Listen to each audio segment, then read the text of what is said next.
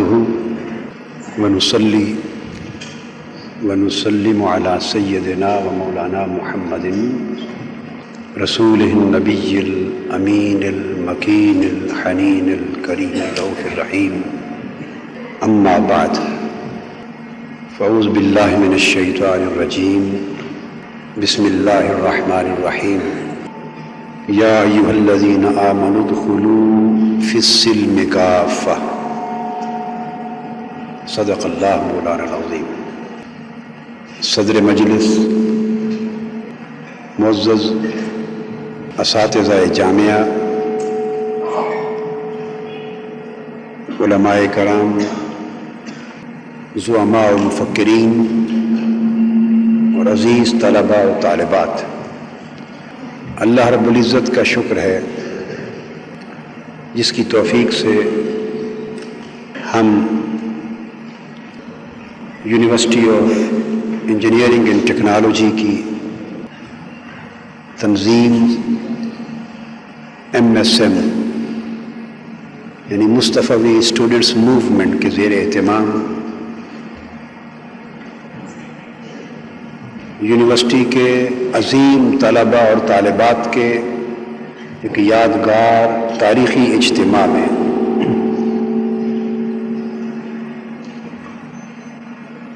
آج جمع ہیں، اور میں مصطفی اسٹوڈنٹس موومنٹ کو اور جملہ طلباء اور طالبات کو جن کا تعلق UET سے ہے صمیم قلب سے مبارکباد دیتا ہوں، اور ان معزز اساتذہ کرام کا جنہوں نے طلباء کی سرپرستی فرمائی ہے، ان کا شکریہ ادا کرتا ہوں، اور اس امر پر نہایت خوشی اور مسرت کا اظہار کرتا ہوں کہ آپ نے ایک بڑے ہی مناسب موقع پر یونیورسٹی کی فضا میں پیس کانفرنس کے نام سے، امن کانفرنس کے نام سے یہ ایک عظیم اجتماع منعقد کیا ہے۔ اس پر MSM کی تنظیم اور یہاں کے طلباء اور طالبات ہزارہا بار مبارکباد کے مستحق ہیں۔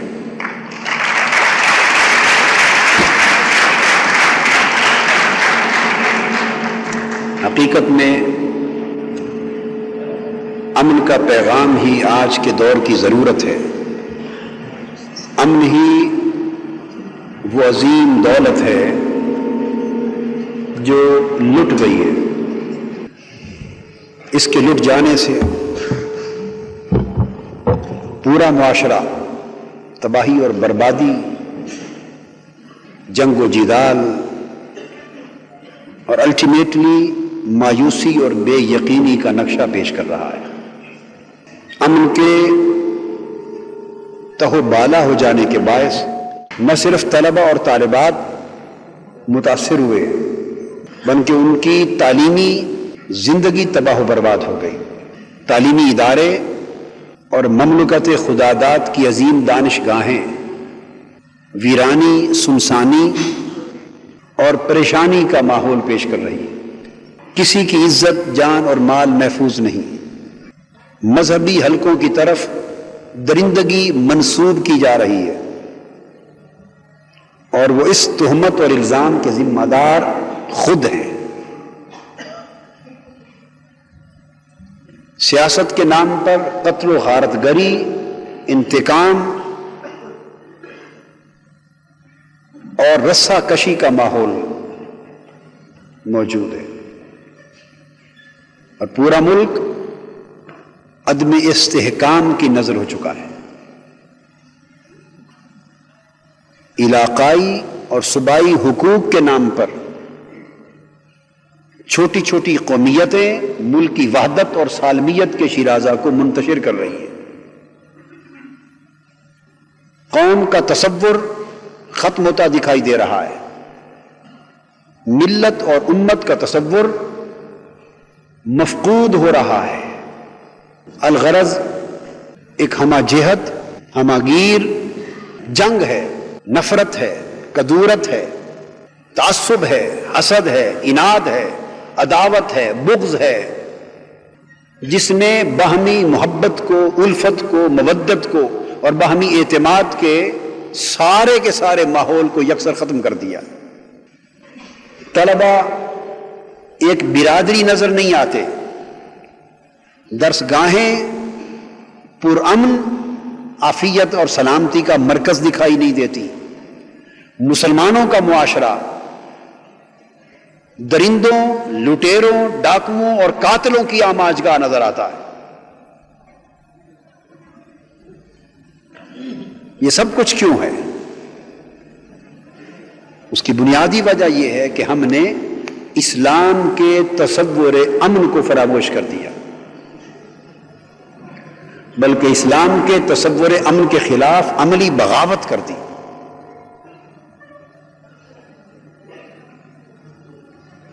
میں مصطفی اسٹوڈنٹس موومنٹ کے جملہ طلباء کو بار دیگر مبارکباد دیتا ہوں کہ انہوں نے غالباً پہلی مرتبہ کسی جامعہ کی فضا میں امن کے نام پہ کانفرنس منعقد کی۔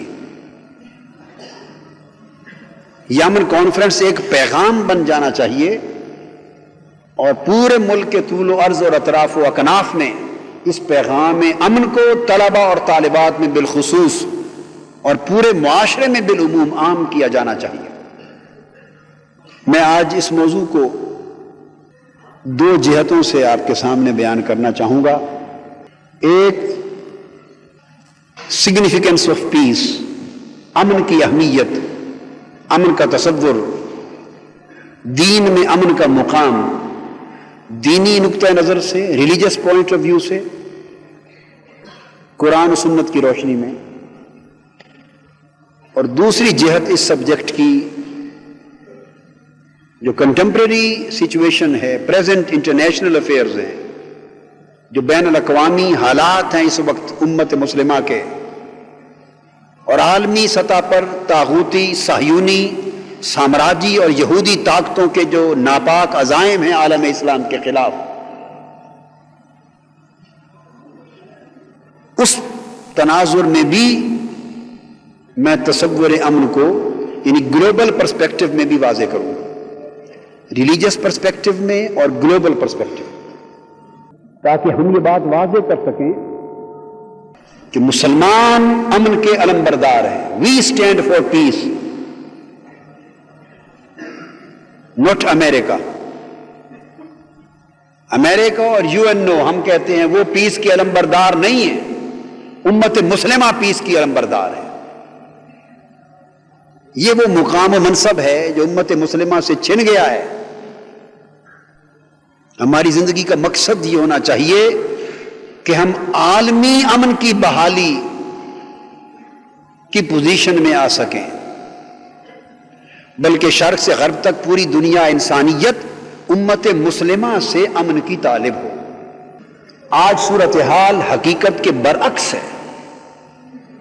اس میں کچھ اغیار کی سازش ہے، دشمنان اسلام کی سازش ہے، کچھ ہمارے اپنے عمل اور کردار کی ذمہ داری کہ آج مسلمان ٹیررسٹ کہلا رہا ہے۔ مسلمان پر ٹیررزم کا، جبر و تشدد کا الزام ہے، قتل و غارت گری کا الزام ہے، فنیٹسزم کا الزام ہے، انتہا پسندی کا الزام ہے، امن دشمنی کا الزام ہے۔ وہ لوگ جن کے وجود سے پوری کائنات انسانیت کو امن کی دولت ملی، وہ لوگ جنہوں نے گلوبل پیس کو دنیا میں صفحہ ہستی پر متعارف کرایا، اس صاحب گنبد خضرا کی امت، اس تاجدار کائنات کی امت، اس صاحب قرآن کی امت، اس پیغمبر اسلام کی امت جس کا سارا وجود امن تھا، جس کا پیغام امن تھا، جس کی نبوت امن ہے، جس کی رسالت امن ہے، جس کا دین امن ہے، جس کا پیغام امن ہے، جس کی رحمت امن ہے، جس کی رافت امن ہے، جس کا سراپا امن ہے، جس کی تعلیم امن ہے، جو ساری کائنات کی بقائے امن کا ضامن ہے، وہ امت آج امن دشمن کہلاتی ہے۔ اور وہ امریکہ، وہ صہیونی طاقتیں، وہ سامراجی قوتیں، وہ طاغوتی اور سامراجی قوتیں جنہوں نے پوری دنیا کا امن اول سے آخر تک تہو بالا کیا، جو امن کے دشمن ہیں، جنہوں نے پرامن طبقات کا امن لوٹا، جنہوں نے ہر جگہ خون بہائے، جنہوں نے انسانیت کے حقوق پر ڈاکہ ڈالا، جنہوں نے انسانیت کا کلچر چھینا، ان کے ہیومن رائٹس چھینے، ان کی ڈیموکریسی چھینی، ان کے رائٹ آف سوورنٹی پر ڈاکہ ڈالا، جن سے جینے کا حق چھینا، جن کی قدریں چھینی، وہ امن کے دشمن ہو کر آج امن کے پیغامبر بنتے ہیں، اور امن کے علمبردار حقیقت میں ہونے والے آج امن دشمن کہلاتے ہیں۔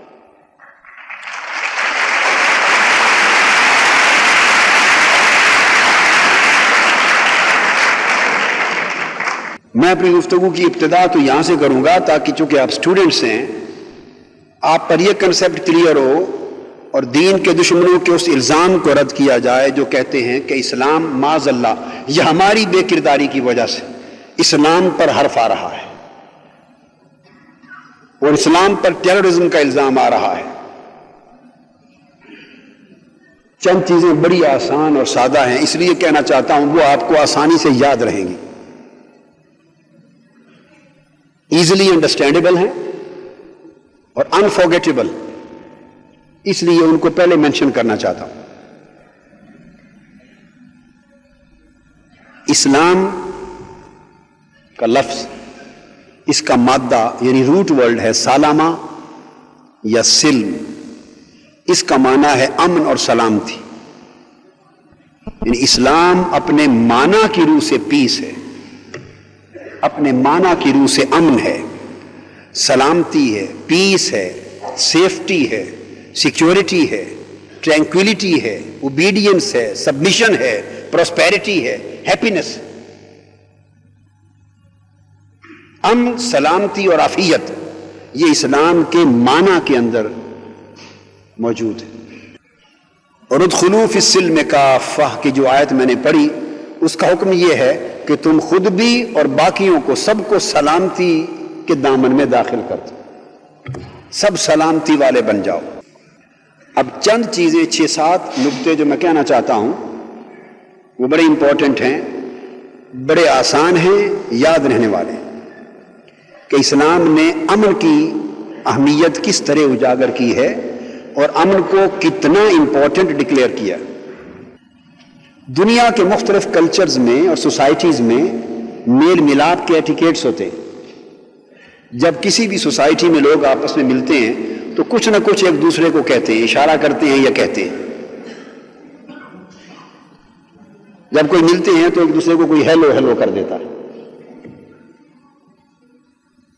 اسلام نے میل ملاپ کا بھی ایک ٹائٹل دیا ہے، اور اس کے لیے میل ملاپ کی جو لفظ مقرر کیا اس کو کہتے ہیں السلام علیکم۔ اس کا معنی ہے تم پر پیس ہو، پیس بی اپون یو، تمہارے اوپر سلامتی ہو۔ تو ملاقات میں بھی سلامتی کا پیغام۔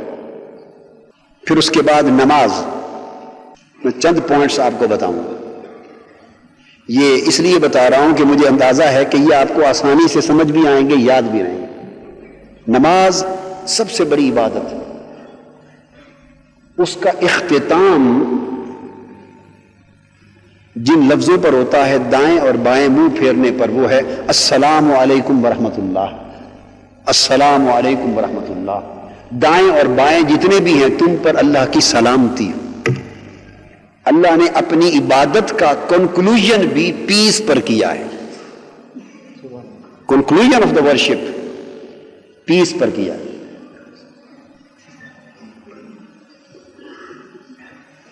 یہ تو السلام علیکم تو تھا آپس میں یہاں کی میل ملاقات کا لفظ۔ اب قرآن مجید نے کہا جب مومن اور جنتی لوگ یہاں سے مر کے وفات کے بعد آخرت میں جائیں گے قیامت کے دن، اور جنت میں داخلے کا وقت ہوگا، آخرت میں جائیں گے، تو آخرت میں بھی اہل ایمان اور اہل جنت کی ملاقات کے لیے ایک اسپیسیفک ٹرم ہوگی قیامت کے دن بھی، اور وہ گریٹنگ ورڈز ہوں گے، استقبال کرنے کے لفظ ہوں گے، اور قرآن کہتا ہے تحیتہم یوم یلقونہ سلام۔ قیامت کے دن جنتی اور مومنوں کا استقبال ہوگا سلام کے لفظ سے، کہ پیس بی آن یو، تمہارے اوپر سلامتی۔ پھر آگے چلیے، جب مومنوں کو اللہ جنت میں داخل کرے گا تو اس جنت کا جو لفظ ہے، جنت کا معنی، آفیشل نیم جنت کا کیا؟ One of the official names وہ ہے دار السلام، ہاؤس آف پیس۔ جنت کا نام ہے امن کا گھر۔ دیکھیے اللہ کو امن کتنا پیارا ہے، اور ہم امن سے اتنے ہی دور ہیں۔ اللہ کو امن جتنا عزیز ہے، ہم اس امن سے اتنے ہی دور ہیں۔ اور بات پھر اسلام کی کرتے ہیں، جن لوگوں کی زندگیوں میں، طرز عمل میں امن نہیں ہے، ان کو اسلام کا نام لینے کا حق نہیں ہے۔ جبر و تشدد کی راہ پر چلنے والے، ان کا کوئی دور کا واسطہ بھی اسلام سے نہیں ہے۔ مسلمان پیسفل ہوتا ہے۔ اب آگے آئیے، اللہ رب العزت کے اپنے بہت سے نام ہیں، جن میں سے 99 نام تو بہت ہی مشہور ہیں۔ ان 99 ناموں میں اللہ نے اپنا نام رکھا ہے السلام، پیس۔ پیس اللہ کا نام ہے، پیس، سلام اللہ کا نام ہے۔ جب نماز سے ہم فارغ ہوتے ہیں تو حضور نبی اکرم صلی اللہ علیہ وسلم نے اپنی سنت سے ایک دعا تلقین کی ہے کہ یہ دعا مانگا کرو۔ اب وہ جو مسنون دعا ہے فرض نماز کے بعد، کیا؟ فرض نماز کے بعد حضور صلی اللہ علیہ وسلم خود بھی کیا کرتے تھے۔ وہ مسنون دعا کیا ہے؟ اللہم انک انت السلام، اے اللہ تو پیس ہے، سلامتی ہے، ومنک السلام، اور تجھ سے سلامتی ہے، وإلیک یرجع السلام، اور تیری طرف پلٹ کر بھی سلامتی ہی جاتی ہے، حینا یا ربنا بالسلام، اے اللہ ہمیں پیس اور سلامتی کے ساتھ رکھ، وادخلنا دارک دار السلام، اور ہمیں اپنے گھر یعنی امن والے، سلامتی والے گھر میں داخل فرما۔ ایک دعا میں 5 مرتبہ پیس اور امن کا لفظ آیا ہے۔ اب یہ لگتا ہے کہ اس دنیا سے آخرت کی دنیا تک اسلام کے ہاں ساری کانفرنس ہی پیس کی ہے۔ Through out there is peace conference every where.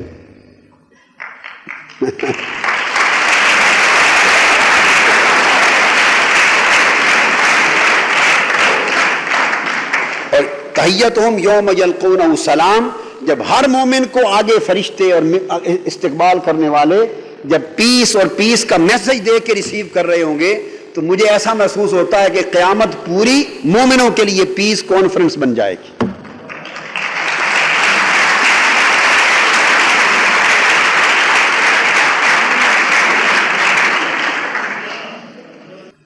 اور حضور صلی اللہ علیہ وسلم نے فرمایا، ایک حدیث ہے، خیر الاسلام افشاء السلام، فرمایا سب سے بہتر اسلام پیس کو پھیلانا ہے، سلامتی کو پھیلانا ہے۔ اسلام سب سے بہتر سلام یعنی سلامتی کو پھیلانے کا نام۔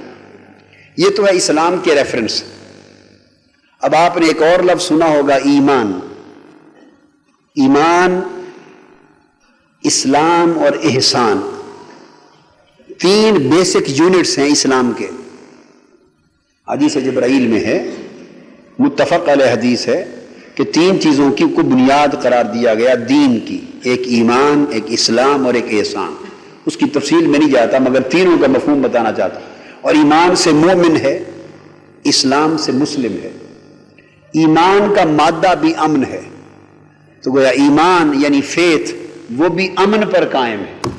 اسلام جو ہماری پریکٹس ہے وہ بھی امن اور سلامتی پر قائم ہے، اور احسان اسلام کی روحانیت اور اسپرچویلٹی ہے۔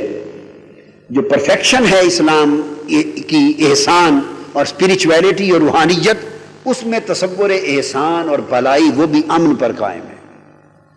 تو آپ اندازہ کر لیں کہ اسلام کے تینوں یونٹس مبنی بر امن ہیں، اور جو اسلام ہم لیا پھرتے ہیں جس میں قتل و غارت ہے، جس میں ایک دوسرے سے جینے کا حق چھیننا ہے، جس نے ایک دوسرے کو مارنا ہے، ایک دوسرے کے خلاف سازش کرنی ہے، ایک دوسرے کو اغوا کرنا ہے، ایک دوسرے کو بے عزت کرنا ہے، ایک دوسرے کے خلاف ایک بڑا پراگندہ ماحول پیدا کرنا ہے، ایک دوسرے پر گولیاں چلانا ہے، جو ہم لیے پھرتے ہیں اسلام کے نام پر، میں نہیں سمجھتا کہ اس اسلام کا کوئی تعلق قرآن، سنت اور تاجدار کائنات سے۔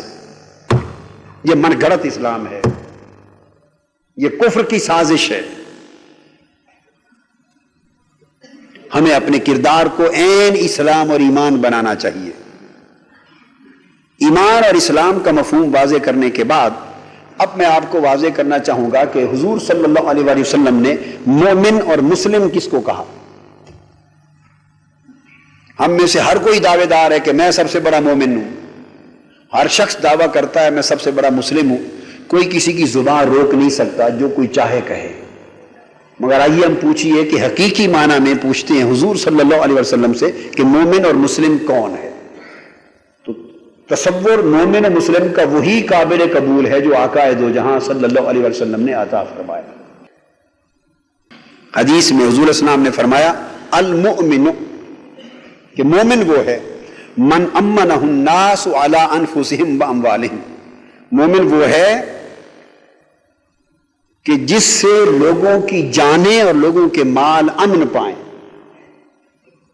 لوگوں کی جان و مال اگر امان میں آ جائیں، جو شخص اس کریکٹر اور اس کردار کا حامل ہو کہ وہ لوگوں کی جان اور مال کا محافظ ہو اور جان اور مال کو امن اور امان مہیا کرے، وہ شخص آقا کی زبان میں مومن ہے۔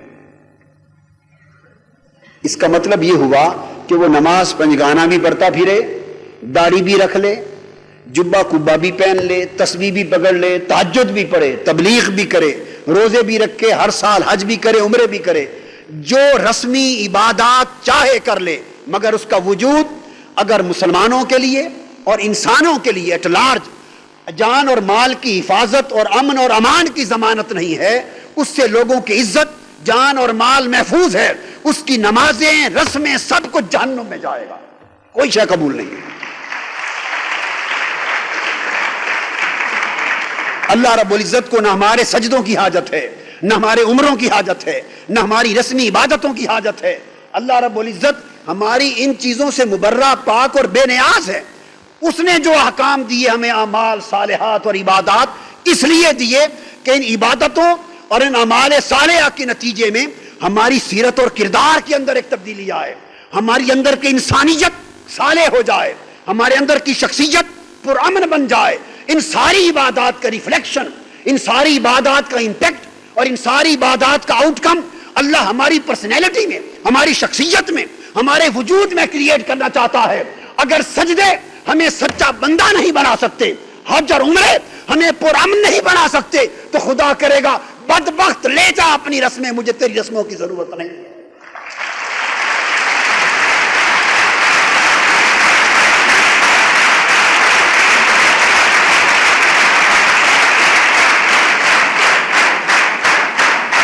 ایک اور حدیث ہے بخاری اور مسلم میں، دوسری حدیث، آقا علیہ السلام نے فرمایا واللہ لا یؤمن، واللہ لا یؤمن، واللہ لا یؤمن، قیل من یا رسول اللہ، قال الذی لا یأمن جارہ بوائقہ۔ حضور نے فرمایا خدا کی قسم وہ شخص مومن نہیں، خدا کی قسم وہ شخص مومن نہیں، خدا کی قسم وہ شخص مومن نہیں، 3 بار قسم کھائی۔ صحابہ نے پوچھا یا رسول اللہ کون شخص؟ فرمایا جس کے شر سے اس کا پڑوسی محفوظ نہیں ہے، جس کے شر سے اس کا پڑوسی محفوظ نہیں ہے۔ اور میں یہ بات برملا ذمہ داری سے کہنا چاہتا ہوں کہ پڑوسی سے مراد فقط وہی شخص نہیں جس کی دیوار آپ کے گھر کی دیوار کے ساتھ ہے۔ میں سمجھتا ہوں دوسرے محلے میں رہنے والا بھی آپ کا پڑوسی ہے۔ ایک مسجد یہ ہے، ایک مسجد وہ ہے، اس مسجد کی وہ مسجد پڑوسی ہے، عبادت گاہ کی دوسری عبادت گاہ پڑوسی ہے۔ اگر ایک مسجد کے لوگ دوسری مسجد کی نمازیوں کے لیے امان نہیں، اور ایک عبادت گاہ کے لوگ دوسری عبادت گاہ کے وہاں جانے والوں کے لیے امان نہیں، اور ایک مسلک اور عقیدے کے لوگ دوسرے عقیدوں مسلک کے لیے امان نہیں، تو یہ سارے پڑوسیوں کا امن تباہ کر رہے ہیں۔ سنو، تمہارے لیے مصطفیٰ نے کہا کہ خدا کی قسم تم مومن نہیں ہو۔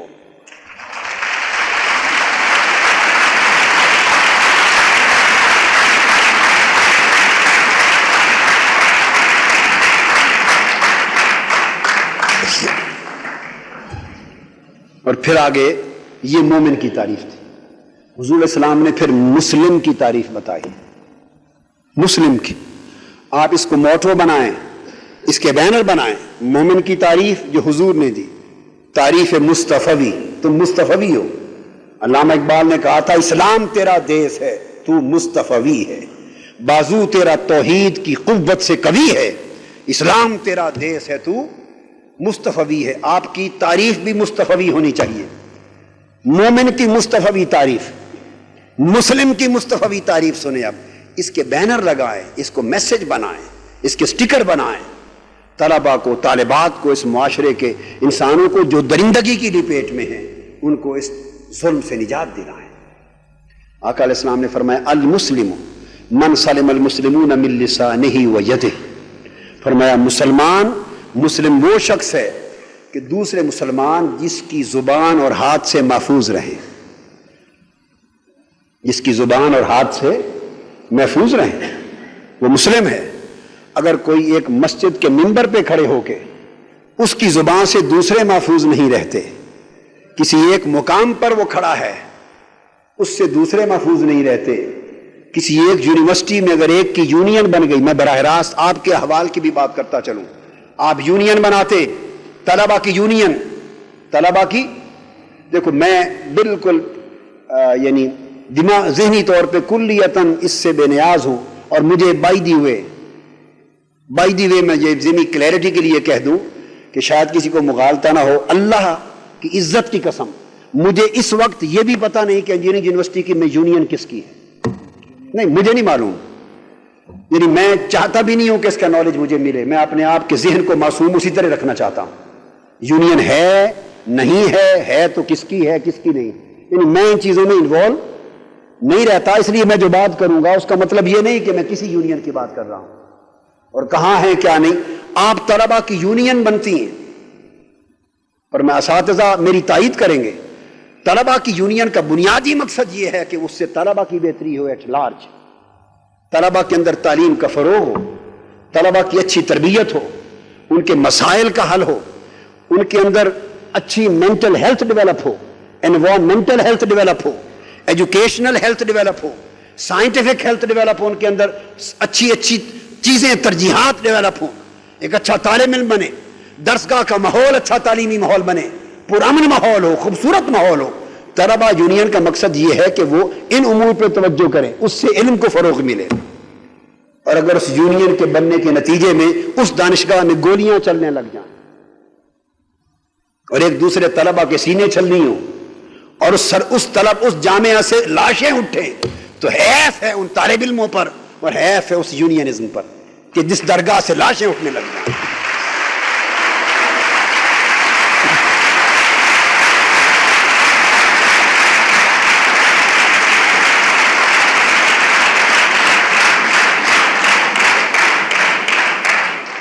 ہم نے یعنی جامعات کو اور مدارس کو، جامعات کو مراکز علم نہیں بنا دیا، نہیں رکھا، ہم نے مراکز غزوات بنا دیا. غزوے ہو رہے، قتل و غارت گری ہو رہی. ہم نے کبھی ٹھنڈے دل سے، میں عزیزان محترم جتنے طلباء، آپ کا تعلق جس بھی سوسائٹی سے ہو، جس بھی مکتب فکر سے ہے، جس بھی طلباء کی تنظیم سے ہے، میرے لیے آپ سب اولاد کی مانند ہیں. میں آپ کو آقا علیہ السلام کا پیغام دے کر وہ نصیحت کر رہا ہوں کہ یہ سب کے لیے باعث خیر ہے. نفرت اور کدورت کی زندگی کو ترک کر دے، یہ انسانیت نہیں ہے، یہ علم کے خلاف ہے. علم سے محبت پیدا ہوتی ہے، علم سے ٹالرنس پیدا ہوتی ہے، علم سے برداشت پیدا ہوتی ہے، علم سے مودت پیدا ہوتی ہے. آپ دیکھیں گے، ایک چھوٹی سی مثال دیتا ہوں. اگر کوئی اسکالر آپ کے سامنے لیکچر کے لیے آئے اور آپ اس سے کویسچن کریں اور وہ ناراض ہو جائے، غصہ ہو جائے، آپ سے الجھ پڑے، یا کوئی ٹیچر ہی لے لیں معذرت کے ساتھ، اگر کوئی ٹیچر آپ کو لیکچر دے اور آپ اس ٹیچر سے کویسچننگ کریں اور ٹیچر آپ سے ناراض ہو جائے، آپ کو سنب کر دے، جھڑک دے، تلخی میں آ جائے، تو اس سے، میں چونکہ خود ٹیچر ہوں، ساری زندگی میرا پروفیشن بنیادی طور پہ ٹیچر ہے، میں نے یونیورسٹی میں پڑھایا اور لاء کالج میں عمر بھر، تو میں نے عمر بھر ایک اصول وضع کیا. میں یہ سمجھتا ہوں جو ٹیچر طالب علموں کے سوال پہ ناراض ہوتا ہے، اس کی ناراضگی صرف اور صرف ایک سبب سے ہے کہ اس کے پاس علم کی کمی ہے. دوسری بات ہے،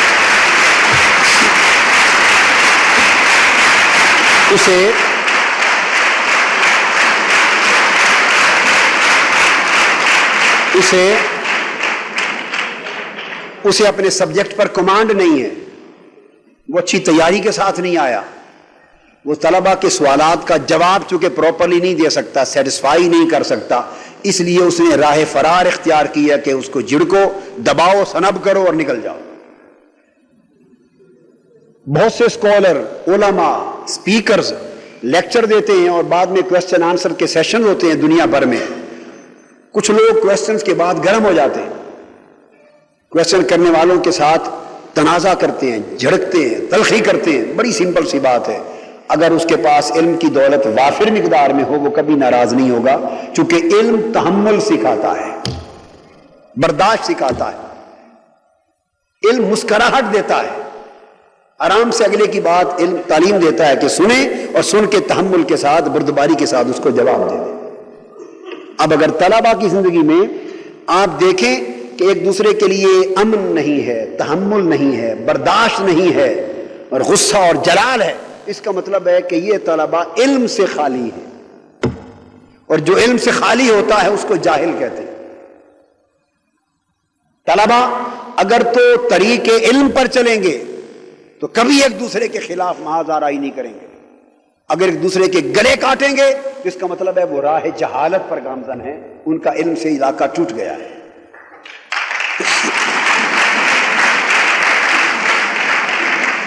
حضور نبی اکرم صلی اللہ علیہ وسلم نے ایک اور مقام پہ فرمایا، المسلم اخو المسلم لا یظلمہ ولا یحقرہ ولا یخذلہ، کل المسلم علی المسلم حرام دمہ ومالہ وعرضہ۔ فرمایا ہر مسلمان مسلمان کا بھائی ہے۔ اللہ رب العزت نے اور اللہ کے رسول نے مسلمانوں کے درمیان ایک بردرہڈ اور اخوت قائم کر دی ہے، وہ بھائی ہے، کوئی وہ دوسرے پر ظلم نہیں کر سکتا، کسی دوسرے کی تحقیر اور حقارت اس کے لیے نہیں کر سکتا، کسی دوسرے کی تضحیق نہیں کر سکتا، اور ہر مسلمان پر دوسرے مسلمان کی تین چیزیں حرام ہیں، ایک اس کی جان اور خون، ایک اس کا مال اور دولت، اور ایک اس کی عزت و آبرو۔ کسی مسلمان کو حق نہیں کہ کسی دوسرے پر اس طرح ڈاکہ ڈالے۔ امن کو اس طرح حضور صلی اللہ علیہ وسلم نے امپورٹنٹ گردانا جان، مال اور عزت و آبرو کی حفاظت کے لیے کہ خطبہ حجۃ الوداع میں آقا صلی اللہ علیہ وسلم نے فرمایا، مسلمانوں کو تمام 1.25 لاکھ صحابہ کو خطاب کرتے ہوئے آپ نے فرمایا، ان دماءکم واموالکم واعراضکم حرام علیکم کحرمت یومکم ھذا کبلدکم ھذا وکشہرکم ھذا۔ فرمایا لوگو، تمہارے ایک دوسرے پر تمہارے خون، تمہاری جان، تمہارے مال، عزت و آبرو اس طرح حرمت اور عزت والے ہیں جس طرح یہ شہر مکہ عزت والا ہے، جس طرح حج کا شہر عزت والا ہے، اور جس طرح آج حج کا دن عزت والا ہے۔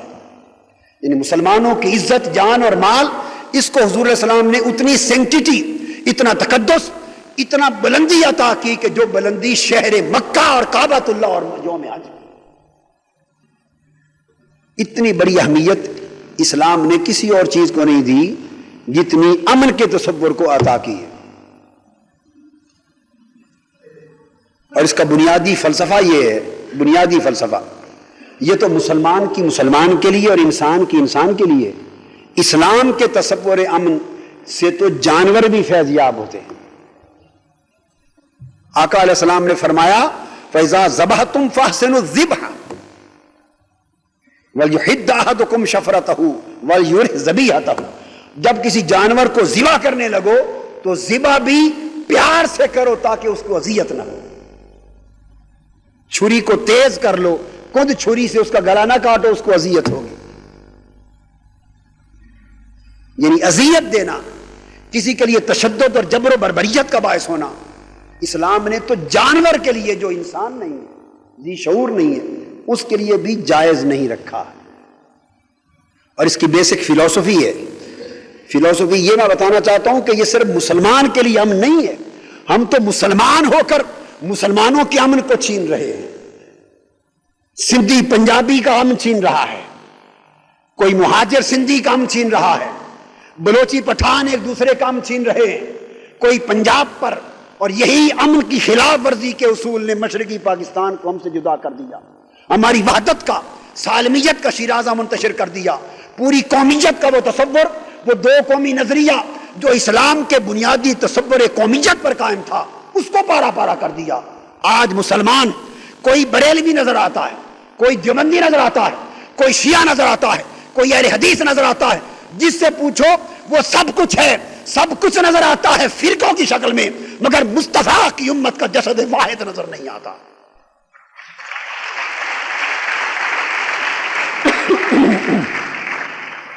اور پھر اس سے بڑھ کر اس سے بڑی انتہا اور کیا ہوگی کہ یہ تو مذہبی فرقہ واریت تھی، ادھر سیاسی فرقہ واریت، ادھر علاقائی اور صوبائیت فرقہ واریت، اور ان سب فرقہ واریتوں نے امن انسان کو تہوبالا کر دیا۔ اور اب طلبہ تک بھی وہ جاہلانہ طریقے ہیں کہ یونیورسٹیوں میں اور کالجوں میں جب الیکشن کے وقت آتے ہیں تو اس میں بھی چودھری ورسز گجر ہو جاتے ہیں، ہوتے ہیں یا نہیں ہوتے؟ شرمناک بات ہے۔ طلبہ، کیا آپ نے علم اس لیے سیکھا تھا کہ تم اپنی شناخت چودھری رکھو، گجر رکھو؟ برادریوں میں بٹ گئے، برادریوں کی دھڑے بندی، الیکشنوں میں باہر جہالت کے الیکشن بھی برادریوں پر اور اہل علم کے الیکشن بھی برادریوں پر۔ اس کا مطلب ہے آپ نے شیوائے علم ہی نہیں سیکھا ہے۔ یہ سارے بت محدود وفاداریوں کے پاش پاش کر دو، تم کچھ نہیں ہو اگر تم مصطفیٰ کے غلام نہیں ہو، اگر مسلمان نہیں ہو۔ سب سے بڑی پہچان، تمہاری سب سے بڑی پہچان دین ہے، وہ سماکم المسلمین، رب نے تمہارا نام مسلمان رکھا ہے۔ ہر وہ شناخت تباہ کر دو، مٹا دو جو شناخت اسلام پر حرف لانے والی ہو۔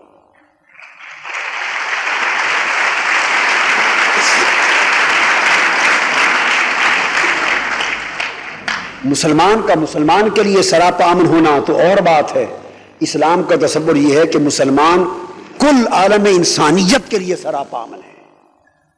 پرائمیرلی مسلمان جملہ انسانوں کے لیے سراپا امن ہے۔ حضور صلی اللہ علیہ وسلم نے فرمایا الخلق کلہم عیال اللہ، ساری مخلوق اللہ کا کنبہ ہے، ساری مخلوق اللہ کا۔ اور جب خلق کہا اس میں نہ صرف مسلمان آ گئے، غیر مسلم انسان بھی آ گئے، اور نہ صرف انسان آ گئے، اس میں حیوان بھی آ گئے، اس میں پرندے بھی الخلق، ساری کریشن اللہ کا کنبہ ہے۔ فرمایا تمہیں یہ بھی بتا دوں کہ اللہ کو کس سے پیار ہے، اللہ کو کس سے پیار ہے۔ ہم میں سے ہر کوئی دعوے دار ہے کہ ہم اللہ کے پیارے ہیں، لیکن آقا علیہ السلام سے بھی پوچھئے، فرماتے ہیں حبہم الیہ انفعہم لعیالہ، اللہ کو سب سے زیادہ محبوب وہ شخص ہے جو اس کے کنبے سے پیار کرتا ہے، جو اس کے کنبے کو نفع پہنچاتا ہے، کنبے کو فائدہ پہنچاتا ہے۔ ہماری تبلیغیں بے سود ہیں اگر ہم خلق خدا کے لیے نفع بخش نہیں ہیں، ہماری شکلیں بے سود۔ حضور نے فرمایا ان اللہ لا ينظر الى اعمالکم ولا الى صورکم ولکن ينظر الى قلوبکم ونیاتکم، اللہ تعالیٰ نے تمہاری شکلوں کو کیا کرنا ہے، تمہارے جسم و شکلوں اور ظاہری صورتوں کو نہیں دیکھتا، اس کی نظر تمہارے دل اور دل کی چھپی نیتوں پر ہوتی ہے۔ اندر کیا ہے وہ اندر کا انسان دیکھتا ہے۔ اگر اندر کا انسان درندہ ہے تو باہر کو جتنا چمکا لیں اور جتنا سنوار لیں اور اس کے اوپر جتنی بھی مسلمانی کے لبادے اڑا لیں، اللہ پاک وہ تمہارے ان لبادوں سے دھوکہ نہیں کھا سکتا۔ اگر دل درندہ ہے تو باہر کے لبادے کچھ نہیں کرتے۔ یہ تو انسان کی کیفیت ہے۔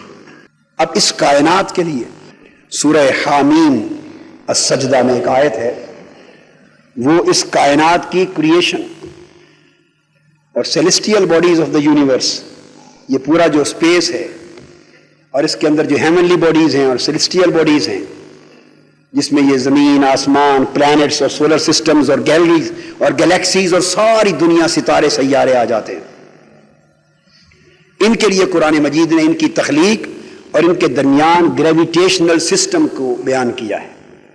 جیسے زمین کا گریویٹیشنل سسٹم ہے اور ساروں کا باہمی گریویٹیشنل سسٹم، وہ ساری قوتیں جو ایک دوسرے کو کشش کرتی ہیں اور انہیں ایک توازن کے ساتھ قائم رکھتی ہیں۔ یہ وہ آیت ہے جس کو بیان کیا، اور اس آیت کریمہ سے تھیوری آف ریلیٹیوٹی اخذ ہوئی جو آئنسٹائن نے بنائی تھی۔ صاحب ظاہر آئنسٹائن نے اس آیت سے نہیں لی، مگر اسپیشل تھیوری آف ریلیٹیوٹی جو آئنسٹائن نے وضع کی، اس میں جس پرنسپل کا بیان کیا وہ پرنسپل 1400 سال قبل قرآن بیان کر چکا تھا۔ قرآن مجید نے فرمایا ثم استوى الى السماء وهي دخان، پھر باری تعالیٰ آسمانوں کی طرف یعنی بالائی کائنات کی طرف متوجہ ہوا، وہی دخان، اور وہ سب گیشیس سٹیٹ میں تھے۔ یہ سائنس کی بیسک کنسپٹ ہے کہ کائنات ساری جو مٹیریل یونیورس ہے یہ اپنی اوریجنل فارم میں گیشیس سٹیٹ میں تھی۔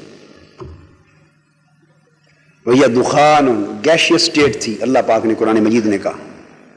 تو بالائی اور زیری کائنات کے جتنے طبقات تھے مختلف وجود میں آ رہے تھے، فقال لها وللارض، ان طبقات کو اور زمین کو اللہ پاک نے حکم دیا، ائتیا طوعا وکرہا، حکم دیا اے تمام celestial bodies of the universe, جتنی کائنات کی یہ باڈیز ہیں، یہ سب جو وجود میں آ رہے تھے، ستارے اور سیارے اور گلیکسیز بننے والی تھی، ان سب کو کہا ان میٹیریلز کو کہ تم پسندیدگی سے خواہ ناپسندیدگی سے تم ایک دوسرے کو برداشت کرنے لگ جاؤ، ایک دوسرے کو بیلنس اور ٹالرنس کی ایک کنڈیشن میں آ جاؤ کہ تم ایک دوسرے پر حملہ نہ کرو، ایک دوسرے سے ٹکراؤ نہیں، ایک دوسرے کا خاتمہ نہ کرو، ایک میری اطاعت کے ایسے نظام میں آ جاؤ کہ سب اپنے اپنے توازن کے ساتھ چلیں۔ قالتا اتینا طائعین، انہوں نے کہا باری تعالیٰ ہم تیرے مطیع ہو کر ٹالرنس کے ساتھ چلیں گے۔ یہاں سے وہ جو بیلنسڈ فورسز ہیں، اور وہ فورسز ہیں جیسے گریویٹیشنل فورسز جو قائم ہوئی ان تمام باڈیز کے درمیان، جن کے نتیجے میں وہ ایک دوسرے سے ٹکرانے سے بچ گئے، اور پوری کائنات کا اور اجرام کائنات کا نظام ایک توازن اور اعتدال اور ٹالرنس اور برداشت کے ساتھ چل رہا ہے۔ اور جب یہ توازن اور برداشت کی قوت ان میں ختم ہو جائے گی، کم و بیش ہوگی، تو وہ ٹکرا کر کولیجن ہوگا اور کائنات ختم ہوگی، قیامت آ جائے گی۔ تو گویا کائنات کی بقا ٹالرنس میں ہے اور کائنات کا اختتام کولیجن میں ہے۔ ہم کولیجن کی راہ پہ چلتے ہیں، اس کا مطلب ہے ہم خلاف بقا کام کر رہے ہیں، ہم قیامت بن گئے ہیں۔ یہ قرآن مجید کا کانسیپٹ ہے۔ جب اللہ رب العزت نے انسان کو پیدا کیا، نیکسٹ میں اب یہ تخلیق کائنات کی بات تھی، اس پر اگر آپ تھوڑا سا، میں نے تو صرف گزرتے گزرتے ایک ریفرنس دے دیا، میری ایک کتاب ہے میں کوٹ کر رہا ہوں اساتذہ کرام کے لیے بطور خاص، اور طلبہ آپ سائنس کے اسٹوڈنٹس ہیں، Quran on creation and expansion of universe, of the universe, یہ کوسمولوجی اور ایسٹرو فزکس پر ہے یہ کتاب، قرآنک کوسمولوجی اور قرآنک ایسٹرو فزکس پر کمپیریٹو اسٹڈی ہے۔ یہ لیٹسٹ میری بکس میں سے ایک کتاب ہے، اور اس کتاب کی خوبی یہ ہے کہ میں اپنے ہارٹ کے چیک اپ اور ٹریٹمنٹ کے دوران اسکاٹ لینڈ میں یہ پوری کتاب 12 دن میں لکھی تھی۔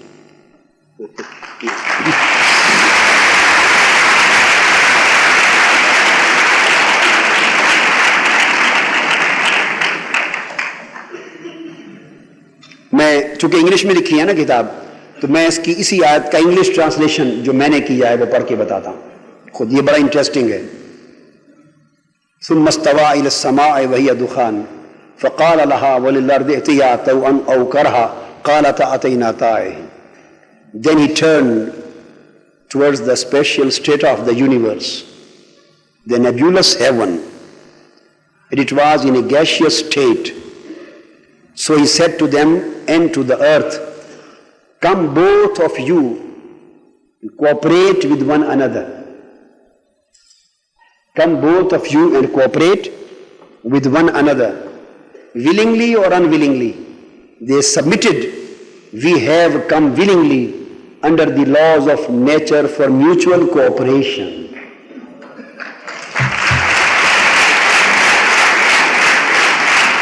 اب یہ کائنات کی بقا میوچول کوپریشن سے ہے، کائنات کی بقا میوچول کوپریشن سے ہے، تو اجرام کائنات میوچول کوپریشن سے چلتے ہیں، اور آپ طلبہ ہو کر نہیں چلتے، انسان ہو کر میوچول کوپریشن سے نہیں چلتے۔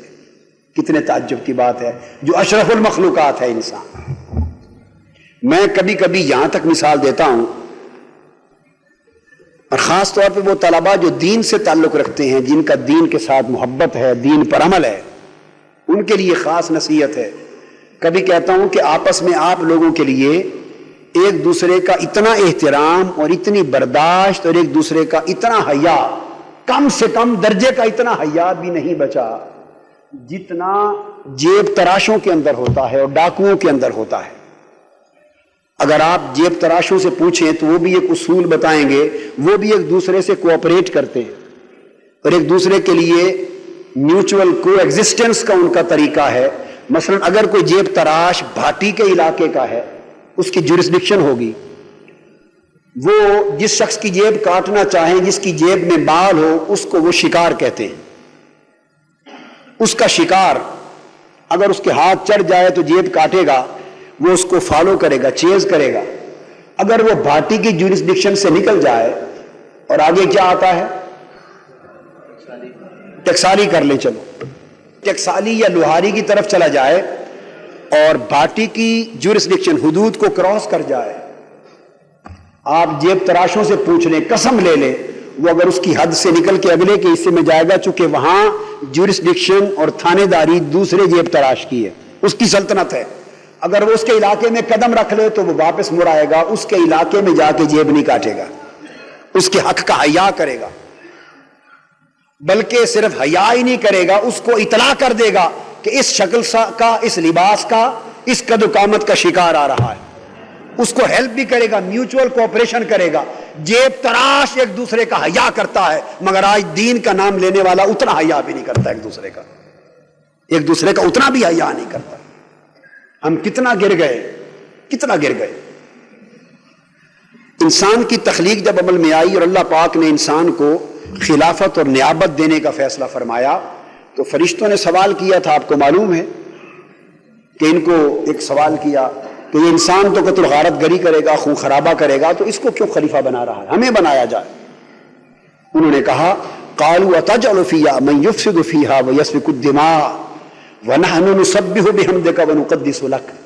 باری تعالیٰ یہ تو اس میں فساد کرے گا، قتل و غارت کرے گا، خون خرابہ کرے گا، یعنی امن کو تہوبالا کرے گا، امن کو تہوبالا کرے گا، اسے کیوں خلیفہ اور نائب بنا رہا ہے؟ سوال کیا، اعتراض نہیں تھا، سوال تھا۔ اور پھر اپنا کینڈیڈیچر پیش کر دیا، اپنا کینڈیڈیچر، کہا کہ ہم ہر وقت تسبیح کرتے ہیں، نماز پڑھتے ہیں، اللہ اللہ کرتے ہیں، تیری عبادت کرتے ہیں، تقدیس کرتے ہیں، ہمیں خلافت اور نیابت عطا فرما، ہم حقدار ہیں۔ اس پر اللہ رب العزت نے جواب دیا قال انی اعلم ما لا تعلمون۔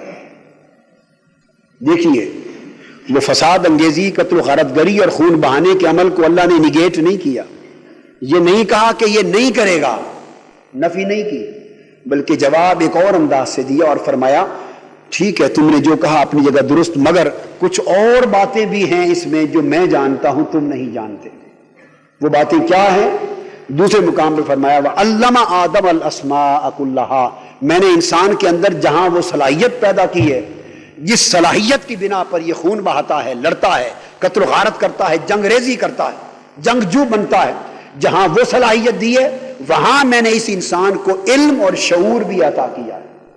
اگر علم اور شعور نہ دیتا تو اس صلاحیت کی بنا پر یہ فقط تباہی اور بربادی کرنے والا ہوتا، لیکن اس صلاحیت کے ساتھ چونکہ علم اور شعور کی روشنی دے دی ہے تو جو صاحب علم اور صاحب شعور ہوگا وہ اس کی صلاحیت امن تباہ کرنے کے لیے نہیں بلکہ امن بپا کرنے کے لیے استعمال کرے گا، وہ دوسروں کی عزت کی حفاظت کرے گا، خون نہیں بہائے گا۔ لہٰذا انسان کو اللہ نے فرمایا کہ میں نے نیابت اور خلافت اس کی صلاحیت علم کی بنا پر اور اس کی استعداد شعور کی بنا پر اسے خلیفہ بنایا ہے، تو علم اور شعور اس کی اس صلاحیت کو جو منفی تخریب کاری کی تھی اس کو بدل کر مثبت اصلاحی بنا دیا۔ آج ایک انسان کے دو کریکٹرز ہیں، جس شخص کا وجود خون بہا رہا ہے، قتل و غارت گری کر رہا ہے، امن کو تہوبالا کر رہا ہے، تخریب کاری کر رہا ہے، تشدد اور جبر و بربریت کا باعث بن رہا ہے، اس کا مطلب ہے وہ شخص قرآن کے اعلان کے مطابق علم سے آری ہے، شعور سے آری ہے، اور جو شخص علم اور شعور رکھتا ہے اس کی صلاحیت جنگجوئی کی تابع ہو کر دنیا میں امن کو بحال کرنے کا ذریعہ بن جاتی ہے۔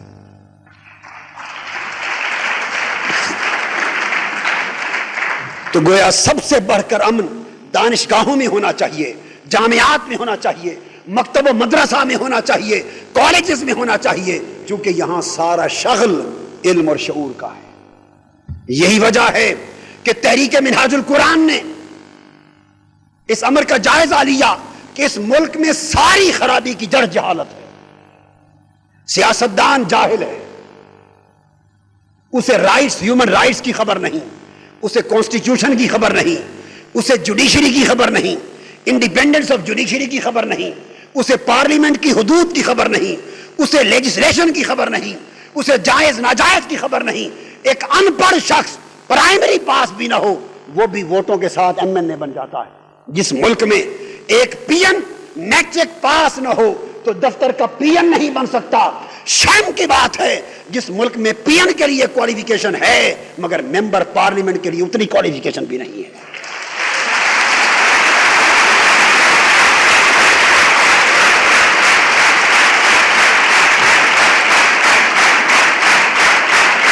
صرف اس لیے اگر کوالیفیکیشن رعایت کی جاتی تو پھر پارلیمنٹ میں انشور ہوتا کہ انجینئر جائیں گے، سائنٹسٹ جائیں گے، پولیٹیکل سائنٹسٹ جائیں گے، میڈیکل سائنٹسٹ جائیں گے، سوشل سائنٹسٹ جائیں گے، ٹیکنالوجی کے سائنٹسٹ جائیں گے، ڈاکٹرز جائیں گے، پی ایچ ڈی جائیں گے، پروفیسر جائیں گے، دانشور جائیں گے، صحافی جائیں گے، پڑھے لکھے لوگ جائیں گے۔ اور جس ہاؤس میں پڑھے لکھے لوگ جائیں گے وہاں جنگ کا ماحول نہیں ہوگا، امن کا ماحول ہوگا۔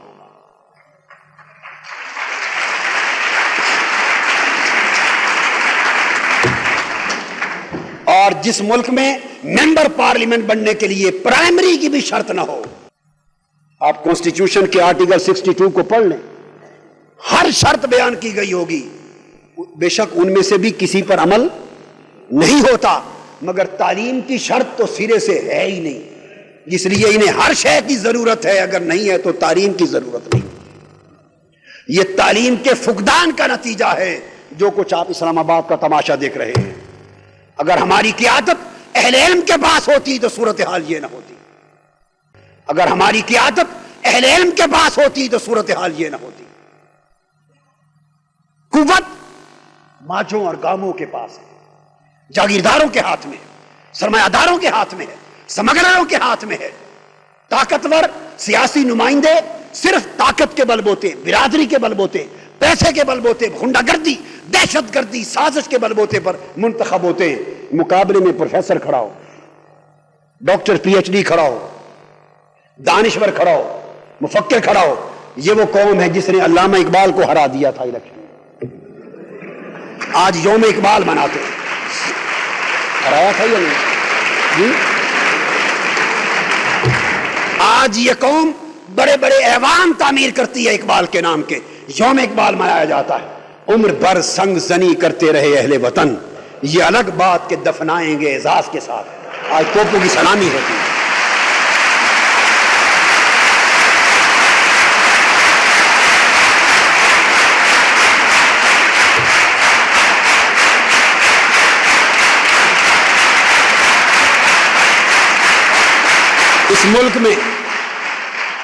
اس ملک میں آپ کبھی جائیں، سینیٹرز کے حالات کو دیکھیں، ممبر پارلیمنٹ کے حالات کو دیکھیں، اس میں پروونشل اسمبلیز کے حالات کو دیکھیں جو انگریزی بلہجہ پنجابی بولتے ہیں،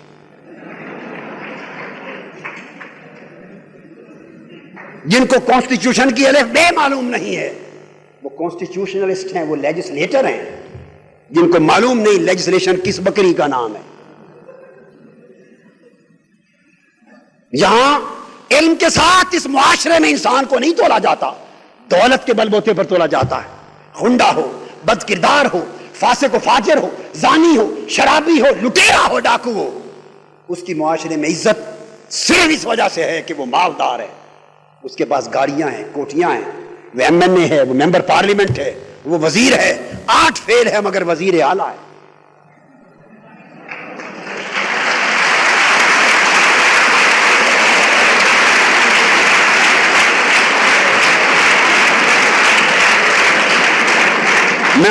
میں درد سنا رہا ہوں اس دھرتی پر، پاکستان پر کسی ایک سیاسی جماعت کا سربراہ بتا دیں جو پی ایچ ڈی ہو۔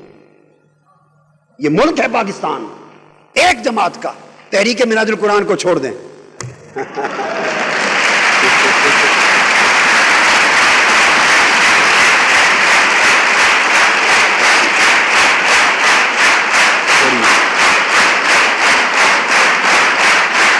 ہم تو بابا دیکھیے، ہم تو نہ لیڈر نہ رہنما، کچھ بھی، نہ 3 میں نہ 13 میں، میں تو طالب علم ہوں، آپ کا بھائی ہوں، میں تو آپ کا بھائی ہوں۔ اس قصے کو چھوڑ دیجئے، ملک میں سیاسی رہنما، سیاسی لیڈرز بڑے بڑے عہدوں پر فائز، ایک بتا دے کوئی پی ایچ ڈی ہو، اور میں آپ دنیا میں صبر کریں، آپ کو تمام منسٹر مور اور لیس پی ایچ ڈی نظر آئیں گے۔ آپ ویسٹرن ورلڈ کو تو چھوڑ دیں، ایران اور عراق چلے جائیں، ایران اور عراق چلے جائیں، religious minister P H D ہے اسلامک سٹڈیز میں، ڈیفنس کا P H D, culture minister P H D, education minister P H D, health minister P H D. وہ صاحبان علم کی حکومتیں ہیں، یہ صاحبان جہالت کی حکومتیں ہیں۔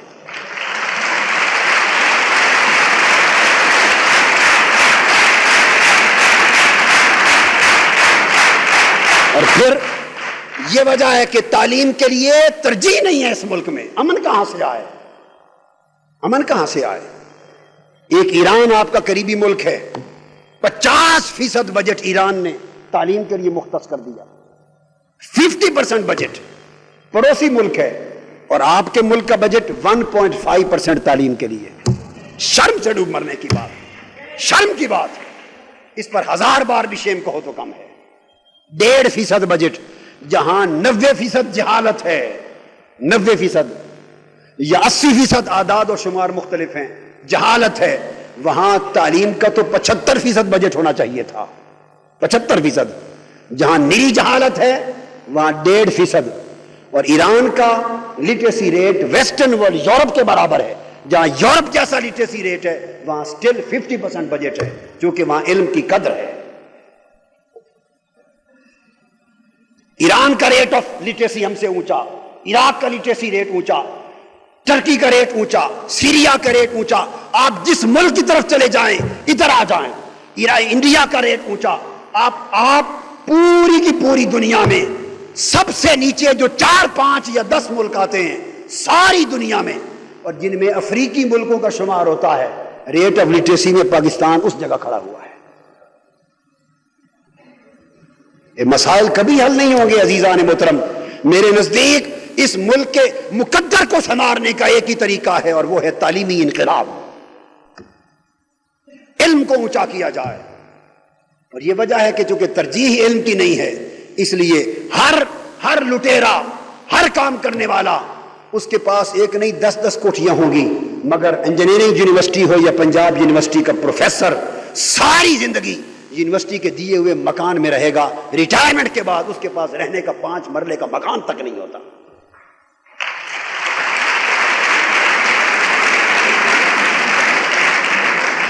یہ انسانوں کا معاشرہ ہے، کیا ہے یہ؟ ڈیموکریسی ہے۔ اس کی معاشرے میں کیا عزت ہے؟ کبھی وہ بھی تصور کرتا ہے جو پوری قوم کی نسلیں سنوار رہا ہے، علم کی شمع جلا رہا ہے، جہالت کے خلاف جہاد کر رہا ہے، اور قوم کا موریل اور قوم کا لیول انٹلیکچوئل اونچا کر رہا ہے، جو اصل پوری قوم کا معمار ہے، کبھی وہ بھی اس قوم کے کسی پروٹوکول میں وی آئی پی بنتا؟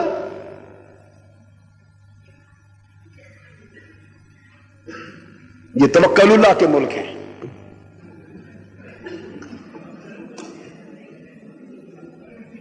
یہ صورتحال ہے، اس لیے کہ بنیادی ترجیح سے علم نکل گیا ہے۔ عزیز طلبہ، یہ انقلاب آپ نے لانا ہے، اور آپ ہر بات کو چھوڑ دیں۔ میں آپ کو نصیحت کروں گا کہ فقط علم کا انقلاب لے آئیں، بس۔ اگر علم کا انقلاب اس ملک میں آ گیا، آپ نے تمام ظلم اور طاغوت کے بتوں کو بسمار کر دیا، ملک کا مقدر سنور جائے گا۔ اللہ رب العزت نے اس پیس، ٹالرنس، بیلنس، اس کو انسان کی شخصیت کے اندر بھی رکھا ہے۔ انسان کی جو پرسنالٹی ہے اس کے بہت سارے گوشے ہیں۔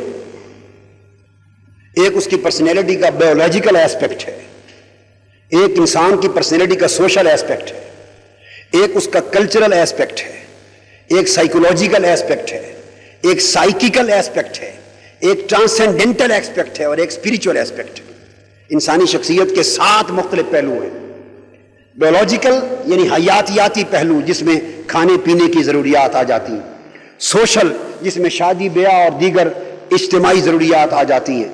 کلچرل، جس میں تعلیم اور ثقافت کی ضروریات آ جاتی ہیں۔ سائیکولوجیکل، جس میں نفسیاتی ضروریات آتی ہیں، سائیکیکل جس میں دماغی صحت کی ضروریات آتی ہیں، ٹرانسینڈنٹل جس میں علم، آرٹ، فلسفی، فائن آرٹس کی فنی اور فکری ضروریات آتی ہیں، اور اسپریچول جس میں روحانی اور نفس کی اصلاح کی ضروریات آتی ہیں۔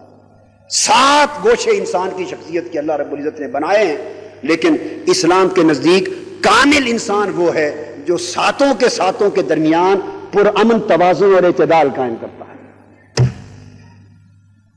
جہاں اعتدال ٹوٹا وہاں اسلام آرے آ گیا، نہیں اس امر کی اجازت نہیں۔ ایک صحابی تھے، اس کی شادی ہو گئی، ان کی زوجہ بھی صحابیہ تھی، حضور علیہ السلام کی بارگاہ میں حاضر ہوئی اور آ کے عرض کیا، یا رسول اللہ صلی اللہ علیہ وسلم میری شادی ہو گئی۔ آقا نے فرمایا، اچھا مبارک ہو، تمہارا شوہر کیسا ہے، کیسی گزر رہی ہے؟ عرض کیا، آقا میرا شوہر بڑا نیک ہے، بڑا صالح ہے، اللہ انہیں آباد رکھے، اتنا نیک ہے کہ سارا دن ہر روز روزہ رکھتا ہے اور ہر رات پوری رات عبادت میں مصلی پر کھڑا رہتا ہے، اتنا نیک شوہر اللہ نے عطا کیا۔ حضور علیہ السلام نے اس کے شوہر کو بلا لیا اور بلا کے کہا کہ وَلِأَهْلِكَ وَلِنَفْسِكَ عَلَيْكَ حَقٌّ وَلِأَهْلِكَ عَلَيْكَ حَقٌّ، اے دن کو روزہ اور رات کو میری اللہ کی عبادت میں کھڑے ہونے والے، یاد رکھ اپنے اوقات کو اعتدال کے ساتھ تقسیم کر، جہاں تیرے رب کا تجھ پر حق ہے تیری بیوی کا بھی حق ہے، تیری جان کا بھی حق ہے۔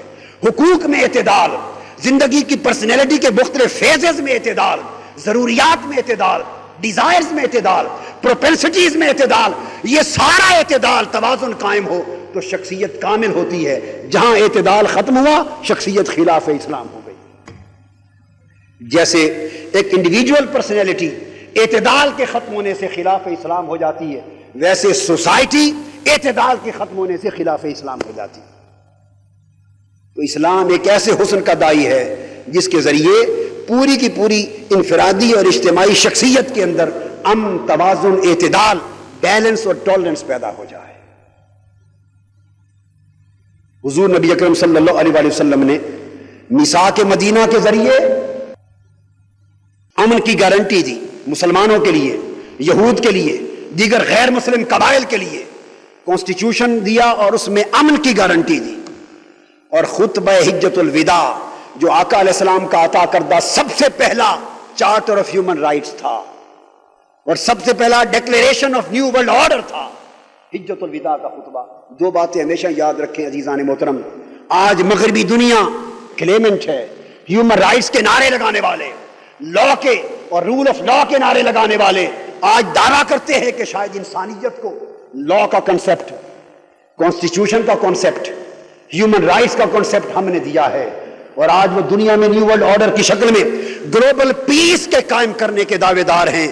یہ سب کچھ اس لیے ہوا کہ امت مسلمہ اہل قیادت سے محروم ہو گئی، امت مسلمہ اپنی شناخت سے محروم ہو گئی، اور آج وہ ذلت اور رسوائی کے گڑھوں میں اس لیے جا گری کہ اس نے تاجدار کائنات کا عطا کردہ عظیم راستہ اسلام کا چھوڑ دیا تھا۔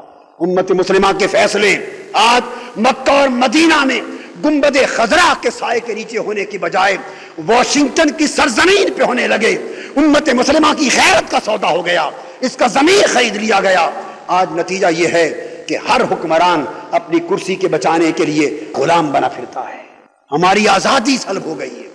ہم نیو ورلڈ آرڈر سے بھیک کی خیرات مانگتے ہیں، بھیک مانگتے ہیں، جبکہ حقیقت حال یہ ہے کہ تاجدار کائنات صلی اللہ علیہ وسلم تاریخ انسانی کے وہ پہلے منفرد شخصیت ہیں جنہوں نے انسانیت کی تاریخ میں سب سے پہلا ریٹن کانسٹیٹیوشن عطا کیا، میثاق Medina, the first written constitution of Islamic state of Medina. میں نے ابھی اسی ہفتے اس میثاق مدینہ کا کانسٹیٹیوشنل انالیسز لکھا ہے، کانسٹیٹیوشنل انالیسز۔ اس کا ٹیکسٹ ڈاکٹر حمید اللہ نے جمع کیا تمام کتابوں کے ذریعے، عربک ٹیکسٹ، اور میثاق مدینہ جو حضور علیہ السلام نے ہجرت کے بعد مدینہ کا آئین بنایا تھا اور آئین کے ذریعے ریاست مدینہ کو چلایا تھا، اس کو میثاق مدینہ کہتے ہیں، کانسٹیٹیوشن تھا۔ اس کا ٹیکسٹ مختلف کتابوں سے جمع کر کے ایک آرڈر اور ارینجمنٹ کے ساتھ جمع ہو گیا، عربک اور انگلش ورژن اس کے آ گئے۔ اس میں بڑا کنٹریبیوشن ڈاکٹر حمید اللہ ان کو صحت دے، وہ پیرس میں تھے، انہوں نے کیا۔ مگر ایک بڑی عجیب بات عرض کروں کہ اس کے اوپر 1300 سال کی ہماری یا 1400 سال کی تاریخ میں دنیا کی کسی زبان میں بھی کسی دور میں کسی ملک کے آتھر نے میثاق مدینہ یا کانسٹیٹیوشن آف مدینہ کا کانسٹیٹیوشنل انالیسز نہیں کیا تھا، آئینی تجزیہ اور اس کی آئینی تشریح۔ یہ 5-7 سال پہلے کی بات ہے، الحمرا میں یوم اقبال کی کسی تقریب پر ڈاکٹر جاوید اقبال نے مجھ سے کہا، مجھے کہنے لگے کہ پروفیسر صاحب یہ بہت بڑا خلا ہے، میثاق مدینہ کی آج تک آئینی تشریح نہیں ہوئی، اس کا انالیسز نہیں ہوا اور بڑا کنفیوژن ہے، ہم اس سے استفادہ نہیں کر سکتے۔ مجھے کہنے لگے کہ میری نظر آپ پر ہے، اگر آپ کوئی وقت کبھی دیں تو اس کا کام کر دیں تو یہ کام بہت بڑا تاریخ میں ایک اچیومنٹ ہوگی۔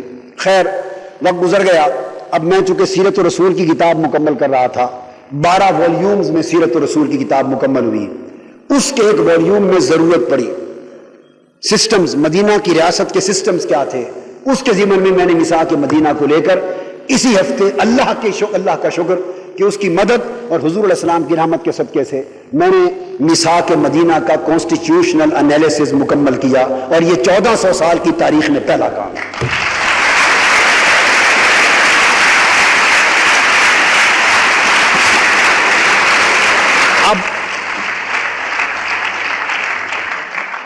اب یہ اس کے پہلے ڈاکٹر حمید اللہ نے جتنا کام کیا اس کے 47 آرٹیکلز بیان کیے تھے، کتنے؟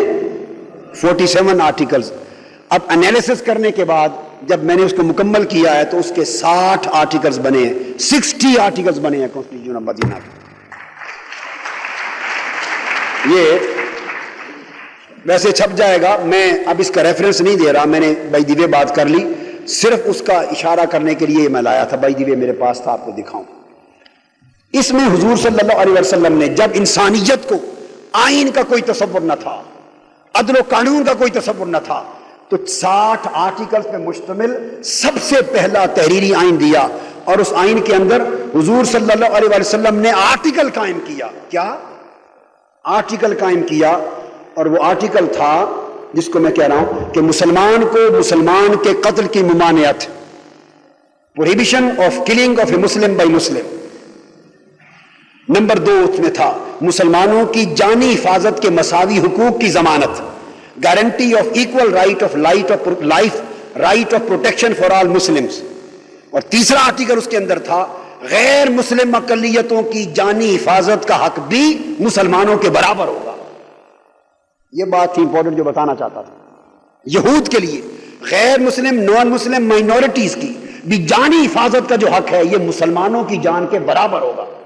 آج مغربی دنیا یہ سمجھتی ہے اور اسلام پر ایک اعتراض ہے کہ شاید اسلامک اسٹیٹ میں نان مسلم دوسرے تیسرے درجے کے شرعی ہوتے ہیں اور وہ ہیومن رائٹس میں مسلمانوں کے برابر نہیں ہوتے۔ یہ الزام اس لیے تھا کہ امت مسلمہ اسلام کا کیس عالم کفر کے سامنے مؤثر طریقے سے پیش نہیں کر سکی۔ یہ بات آج عالم اسلام کی طرف سے دیوار کفر کے سامنے ایک تحریری دلیل کے ساتھ آئے گی کہ 1400 برس پہلے تاجدار کائنات نے جو کائنات کا سب سے پہلا کانسٹیٹیوشن دیا تھا اس میں مسلمان اور غیر مسلم اقلیت کی جان کی حفاظت کا حق برابر ڈکلیئر کر دیا تھا۔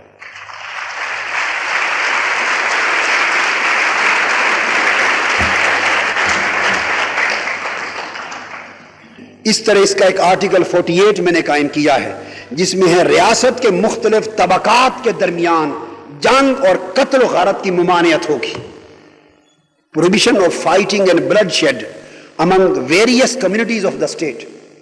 مسلمان ہیں یا یہودی ہیں، مسلم ہیں یا غیر مسلم ہیں، ریاست مدینہ میں آقا نے اسلامی دستور کے ذریعے مسلم اور غیر مسلم طبقات جو ایک آئین کے نیچے آ گئے ان کے درمیان قتل اور غارت کو بین کر دیا تھا۔ جو دستور مصطفیٰ میں ہے، جو دستور اسلام میں ہے، ان کے عالم تو یہ کہ ایک ریاست کے یونٹس بھی آپس میں قتل و غارت گری کی اجازت نہیں ہے۔ افسوس ہم کلمہ کو ہیں اور امت مصطفیٰ کا نام لینے والے ہیں، مگر مسلمان کا گلا کاٹ رہا ہے اور کولیکٹیو کلنگز کا عمل ہو رہا ہے، بم چل رہے ہیں، عبادت گاہیں تباہ ہو رہی ہیں۔ اور اس سے آگے دیکھیے بہت بڑی کانسٹیٹیوشنل بات کہہ رہا ہوں جس کی گلوبل سگنیفیکنس ہے، بین الاقوامی اہمیت ہے، نہ صرف ایک دوسرے کی جان کی حفاظت کی، یہاں تک فرمایا کہ آئینی اور ریاستی امن پانے والے ہر شخص کی جان کی حفاظت بھی برابر ہوگی. یعنی جو فرمایا جو اسلامک اسٹیٹ کا جو شہری ہے مسلمان، اگر وہ کسی دوسرے کو امان دے دے گا، اگر وہ کسی دوسرے کو امان دے دے گا اور پیس آف ٹریٹی ہو جائے گا، تو ایک شہری اگر دوسرے کو امان دے دے تو اس امن اور امان کی ضمانت بھی اسٹیٹ پر منتقل ہو جائے گی، ریاست اس کی امانت بھی کرے گی. یہ 1400 سال قبل آقا علیہ السلام نے اتنا عظیم ہیومن رائٹس پر مشتمل دستور عطا کیا، کنسپٹ آف پیس کو ڈیولپ کیا. اور پھر جب وقت آیا حضور علیہ السلام کا حجت الوداع کا خطبہ، حجت الوداع کا خطبہ وہ ہے جو اپنے دور کا نیو ورلڈ آرڈر تھا. حضور علیہ السلام نے عالمی نظام عطا کیا انسانیت کو. اس عالمی نظام کے تحت آقا علیہ السلام نے یہ حکم دیا تھا کہ آج کے بعد نیو ورلڈ آرڈر کے ذریعے فرمایا ایک دوسرے کے گلے کاٹنا ممنوع ہے، ایک دوسرے کی جان اور مال کی حفاظت کی ضمانت دے دی گئی، ظلم اور استحصال کے نظام کا خاتمہ کر دیا گیا. میں حجت الوداع کے خطبے کے کوٹیشنز دے رہا ہوں.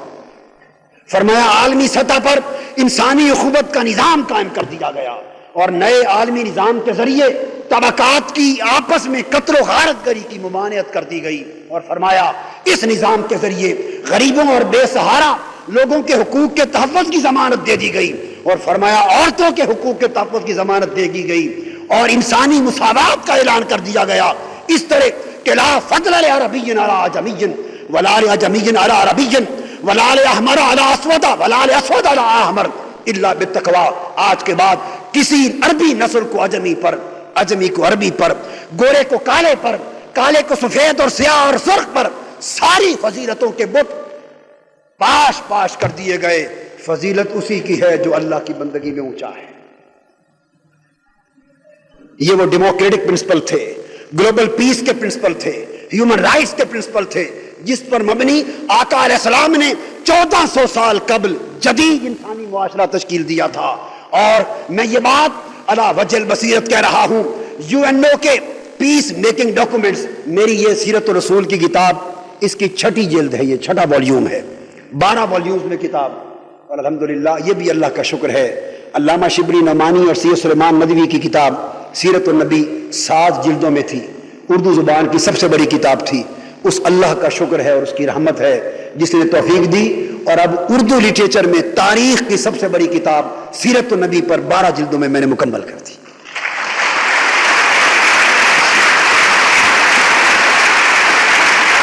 یہ صرف اللہ کی توفیق اور اللہ کا شکر. بتانے کا مقصد یہ ہے عزیز طلبہ، یہی فیوچر ہے آپ کا، اس راستے پر چلیں، علم کی خدمت کریں، انجینئرنگ کے علم کی، ٹیکنالوجی کے علم کی، کمپیوٹر سائنسز کی، جس فیلڈ میں اسپیشلائز کر رہے ہیں ادھر علم میں ترقی کریں، ادھر اخلاق اور کردار اور سیرت میں ترقی کریں اور دین میں ترقی کریں. یہ آپ کا مستقبل ہے، یہی قوم کا مستقبل ہے. اس میں UNO کے ہیومن رائٹس کے چارٹرز ہیں، پیس میکنگ ڈاکومنٹس کو میں نے درج کیا ہے. میں یہ بات کمپیریٹو اسٹڈی کے حوالے سے انٹرنیشنل افیئرز پہ نظر رکھ کر کمپیریٹو اسٹڈی کا خلاصتاً بتا رہا ہوں کہ 47 کا UNO کا ہیومن رائٹس کا چارٹر ہو یا موجودہ یورپین کونسل کا ہیومن رائٹس اور پیس میکنگ کے چارٹرز ہوں، آج کی صدی تک انسانیت اور اقوام مغرب ہیومن رائٹس کے باب میں اور ڈیموکریسی اور بنیادی اصولوں کے باب میں اس مقام تک ترقی نہیں کر سکی جس مقام تک مدینہ کے دستور نے انسانیت کو پہنچا دیا تھا.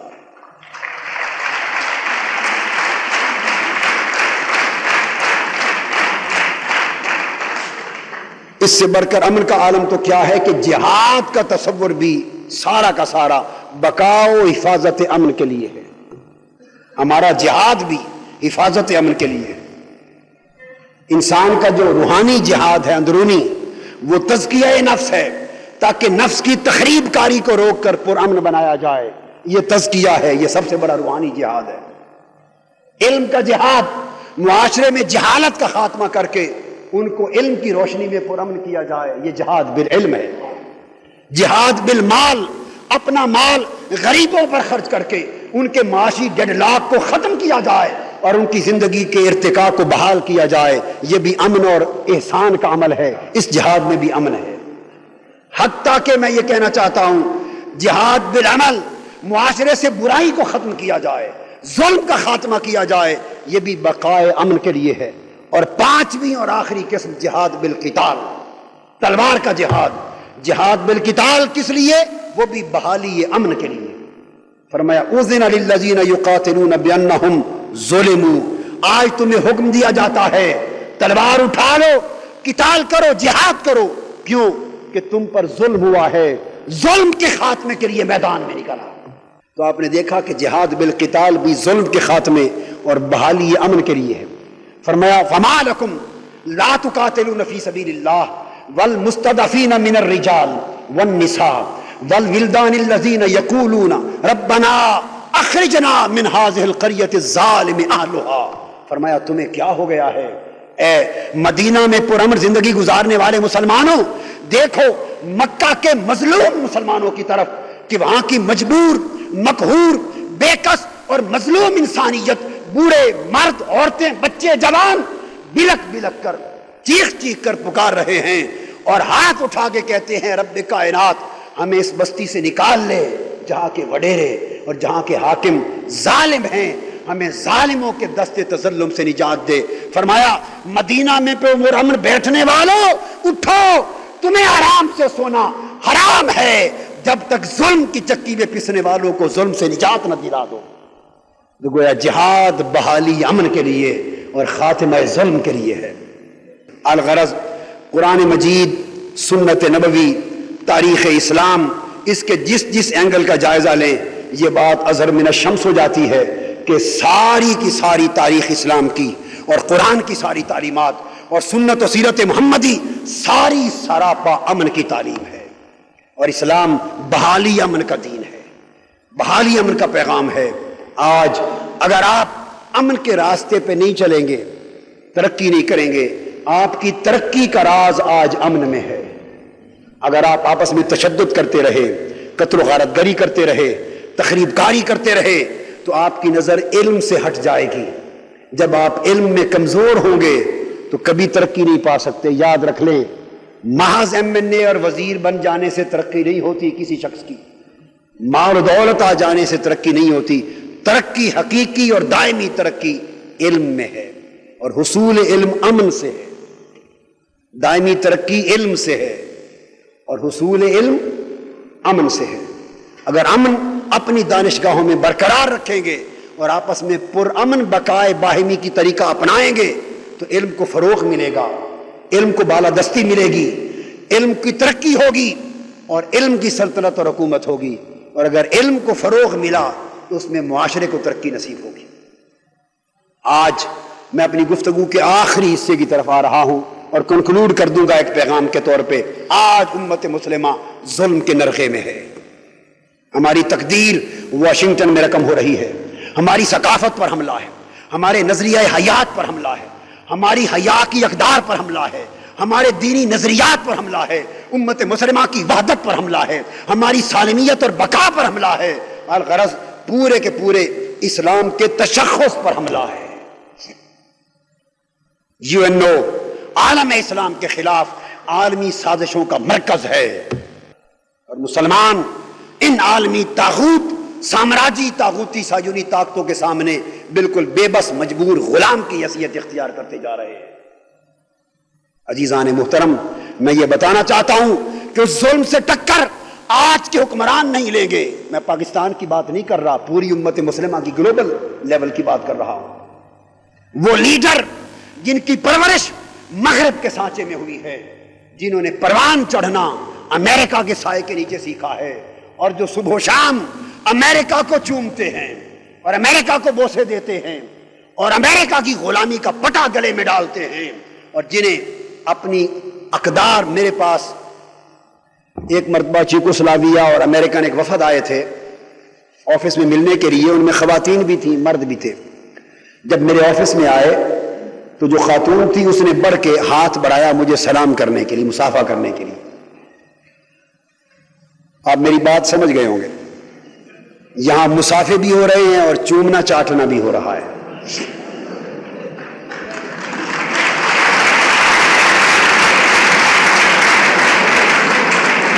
آپ تھوڑا یاد کر لیں، آج سے سال 2 سال 3 سال پہلے تک پاکستان کی سرزمین پر کسی حکمران کو یہ جرت نہیں ہو، باہر جا کے سب کچھ کرتے تھے، یہاں آ کے مصافحہ بھی نہیں کرتے تھے کسی غیر عورت کے ساتھ، یہاں اپنا ایک مقام برقرار رکھتے تھے، باہر سب کچھ کراتے تھے، یہاں احتیاط رکھتے تھے۔ اب قوم پتہ ہے کہ قوم اتنی بے حس اور بے ضمیر بنائی جا چکی ہے کہ اب کوئی بات نہیں ہوگی، اب مصافحے بھی کرو، بوسے بھی لو، اور اگر قوم اسی طرح بے حس رہی تو اس سے آگے بھی ہوگا۔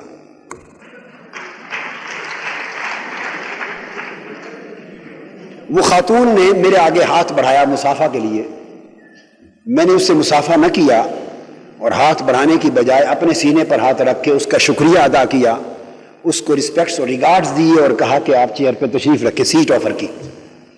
وہ پوری ٹیم تھی، وہ بیٹھتے ہی انہوں نے تابڑ توڑ حملہ کر دیا میرے اوپر، کلچرل کوسچن، اور فوری سوال کیا مجھے کہنے کہ professor we would like to put a question on you. I said you are welcome. He said we would like to ask why you didn't shake hand with me. یہ پہلا سوال تھا، آپ نے ہاتھ کیوں نہیں میرے ساتھ ملایا؟ میں مسکرایا، میں نے کہا would you please have your seat, I'm happy to answer your question. بیٹھ گئی آرام سے، میں نے کہا میں جواب دیتا ہوں۔ میں نے کہا can I ask a question for you from you? نے کہا yes. I said my question is that why you wanted to shake hand with me?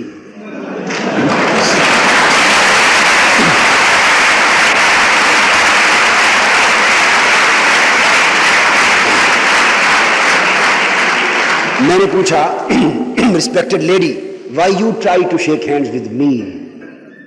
اس نے کہا there's nothing bad in that, this is our culture, we shake hand with gents, our culture. I said I respect your culture, can I answer your question now? She said yes. I said to not shake hand with ladies is our culture.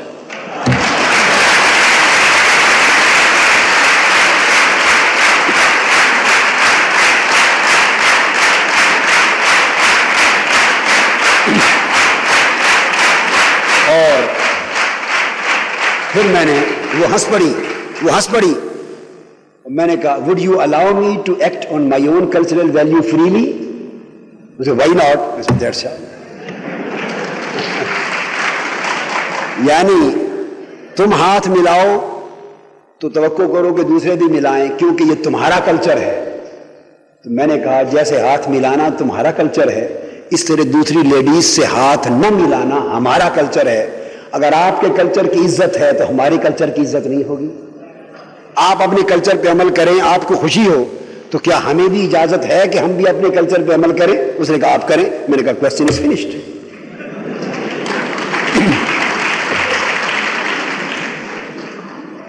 مگر جب اپنی عظمت کا احساس ہی ختم ہو گیا ہو، اپنی عظمت کا احساس ہی ختم ہو گیا ہو، تو پھر یہ وہ کلچر کہاں رہا؟ اب تو یہ وہ دوسرا کلچر آ گیا جو انفیکشن کے ٹیسٹ کے لیے ہوتا ہے، کلچر اینڈ سینسٹیوٹی ٹیسٹ۔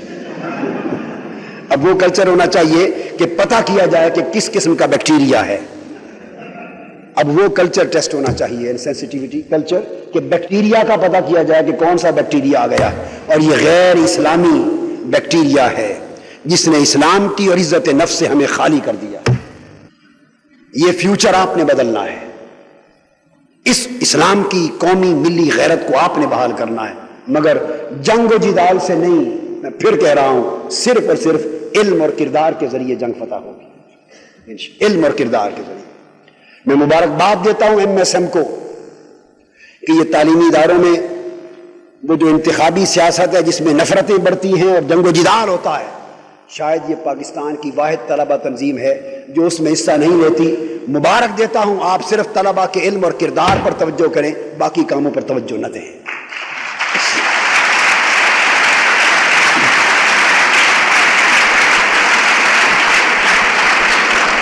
انتخابی عمل آپ کے دوسرے بھائی کر رہے ہیں، ضروری نہیں کہ آپ بھی کریں۔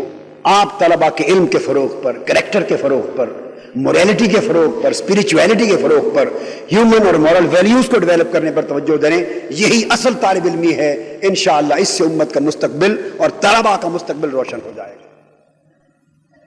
اگر آپ اس وقت صورتحال کو گلوبل لیول پہ جائزہ لیں تو پوری دنیا میں عالم عرب کی طرف اسرائیل کو پالا جا رہا ہے، اس طرف ہمارے کندھے پر بھارت ترقی پذیر ہے، اور عراق پر دوبارہ حملے کی تیاریاں صرف اس لیے ہیں 7 سال کی لمبی سینکشنز، یہ پوری تاریخ میں اس کی مثال نہیں ملتی۔ جس انداز کے ساتھ 1991 کی وار لڑی گئی اور مینوور کیا گیا، پوری دنیا کے 34 مغربی ممالک کو جنگ میں جھونک کر آنن فانن لوکل سیٹلمنٹ کا موقع دیے بغیر، عرب لیگ کو لوکل ڈسپیوٹ کو لوکلی سیٹل کرنے کا موقع دیے بغیر، امریکہ نے بش نے کہا تھا عرب لیگ کو، اردن کے شاہ حسن کو اور مصر کے حسنی مبارک کو ٹیلی فون کال پر جواب دیا تھا، You have got only 48 hours to settle your dispute locally. Just 48 hours. انہوں نے کہا کہ 48 hours میں we can't convene the meeting of Arab League. This is absolutely impossible to settle the dispute within 48 hours. We would like to get some more time from you. اگلے دن Bush نے ٹیلی phone کیا white house سے، Sorry, your time is bar and our troops are coming to settle the dispute. فوجیں آ رہی ہیں، 48 گھنٹے دیے اور آنن فانن پوری دنیا کو چونک کر حملہ آور ہو گئے کویت سے آزادی کے لیے۔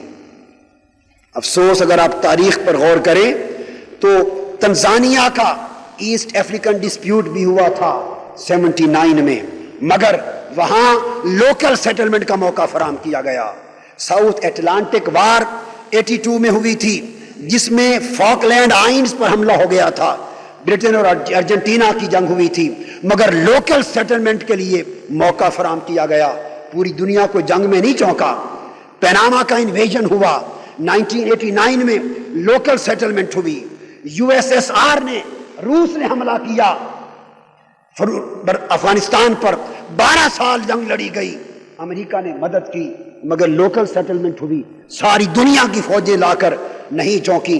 48 برس گزر گئے، ڈسپیوٹ آف کشمیر قائم ہے، UNO کی قراردادیں موجود ہیں، کشمیر کے مسلمان صرف اپنا حق خود ارادیت مانگ رہے ہیں مگر انہیں اپنا سیلف ڈٹرمینیشن رائٹ نہیں دیا جا رہا۔ 48 سال سے خون کی ندیاں بہ رہی ہیں مگر یہاں ان کی ڈیموکریسی اور ان کا بقائے امن کا اصول ان کے کان میں جو نہیں رینگتی۔ ادھر 1948 میں بیک وقت فلسطین اور اسرائیل دونوں کی تقسیم عمل میں آئی تھی، ایک ہی وقت میں پارٹیشن پلان کے تحت۔ جمعہ کے دن 14 مئی کو 1948 میں شام کے 4 بجے اسرائیل نے اعلان کیا اپنے وجود کا، اسی شام جمعہ کے دن شام کے 6 بجے امریکہ نے تسلیم کرنے کا اعلان کیا۔ اسرائیل 2 گھنٹے میں تسلیم ہو گیا، فلسطین 48 سال میں تسلیم نہ ہو سکا۔ امت مسلمہ کے جوانوں، تدبر کرنے کی بات ہے، خواب غفلت سے بیدار ہو جاؤ، دیکھو امت مسلمہ پر ظلم، طاغوت، صہیونیت، امریکیت کی عالمی طاغوتی سازشوں کے کتنے بڑے حملے ہیں۔ وہ امت مسلمہ کو باعزت زندگی بسر کرنے کی اجازت نہیں دینا چاہتے، وہ عالم اسلام کو ایک باغیرت قوم کی طرح زندہ رہنے کی اجازت نہیں دینا چاہتے۔ UNO کے قانون، عدل، ان کا انصاف، ان کا پیس، ان کی ڈیموکریسی اور ان کا انٹرنیشنل لا عالم اسلام کے لیے اور ہے، اور دین دشمن، اسلام دشمن عالم کفر کے لیے اور ہے۔ دورے معیار ہیں، اس کی وجہ صرف یہ ہے کہ امت مسلمہ کا کوئی ٹھکانہ نہیں ہے۔ 56 ملکوں میں، 56 دیسوں میں اسلام پردیسی ہے، 56 دیس رکھ کر اسلام پردیسی ہے، 56 ممالک، مگر سیکیورٹی کونسل کے اندر عالم اسلام کے پاس کوئی ایک پرماننٹ سیٹ نہیں ہے۔ آج بھارت اس سیٹ کو سیکیور کرنے، اویل کرنے کا سٹرگل کر رہا ہے۔ امت مسلمہ دست و گریباں ہے، قومی سطح پر، مسلکی سطح پر، جامعی سطح پر، ملی سطح پر، عالمی سطح پر۔ اگر آپ آپس میں بقائے امن اور بقائے باہمی کے اصول پر ایک نہ ہوئے اور پرامن ماحول میں اپنے مشترک دشمن کو نہ پہچانا، تمہارا دشمن آپس میں سنی شیعہ نہیں ہے، دیوبندی بریلوی نہیں ہے، جماعت اسلامی اور تحریک منہاج القرآن، MSF یا دوسری MSM یہ دشمن نہیں ہیں۔ جنہوں نے ان میں دشمنی تصور کروا دی ہے وہ دشمن ہیں، سب کے دشمن ہیں، پاکستان کے دشمن ہیں، علم کے دشمن ہیں، جامعات کے دشمن ہیں۔ تم دشمن ایک دوسرے کے نہیں، تم تو ایک قبیلے کے فرد ہو، بھائی ہو، تمہارا دشمن طاغوت ہے۔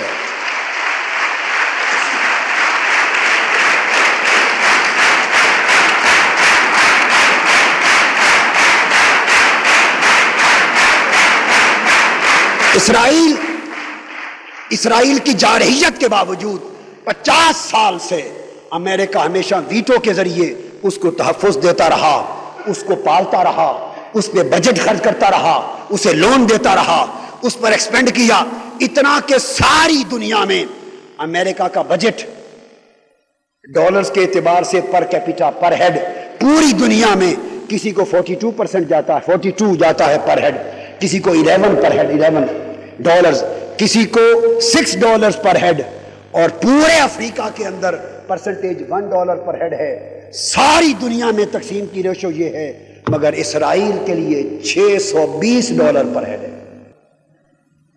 اس کو پالا جا رہا ہے، اس کو عالمی چوتھی طاقت بنا دیا گیا ہے، نیوکلیئر پاور، اور عراق صرف اس لیے قبول نہیں کہ پورے عالم عرب میں اب ایک مرد بچ گیا ہے، باقی نامرد کر دیے گئے ہیں۔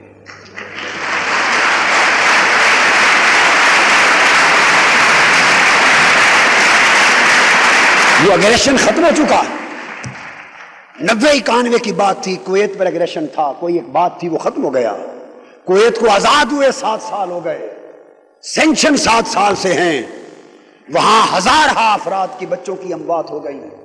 ان سینکشنز کے باوجود آج چونکہ اس کے اندر ایک پوٹینشل ہے ملیٹریلی ایک طاقت بن کے ابھرنے کی، اور اسرائیل چاہتا ہے کہ پورے خطہ عرب میں اس کے سامنے ایک سر اٹھانے والا کوئی نہ ہو، امریکہ پھر جنگی بیڑے اور جہاز لے کر خلیج میں پہنچ کر ایک نئی عالمی انتہائی جارحانہ طاقت کا مظاہرہ کرنے اور جنگ کی تیاریاں کر رہا ہے، مگر امت مسلمہ خاموش ہے، بے حسی، بے حمیتی اور بے غیرتی کے دلدل میں پھنس گئی ہے۔ یاد رکھو، ایک وقت تھا ایک عورت کی عزت پہ حملہ ہوتا تو محمد بن قاسم عرب سے چل کے یہاں کی سرزمین پہ آپ پہنچتے، آج پوری امت مسلمہ کی عزت پہ حملہ ہو رہا ہے، مگر کوئی ٹس سے مس نہیں ہوتا۔ آج نوجوانان ملت، آپ میں سے ہر شخص کو پھر محمد بن قاسم بننے کی ضرورت ہے، طارق بن زیاد بننے کی ضرورت ہے، خالد بن ولید بننے کی ضرورت ہے، پھر ابن الحیثم بننے کی ضرورت ہے، زکریا رازی بننے کی ضرورت ہے، فارابی بننے کی ضرورت ہے، آپ کو جابر بن حیان بننے کی ضرورت ہے۔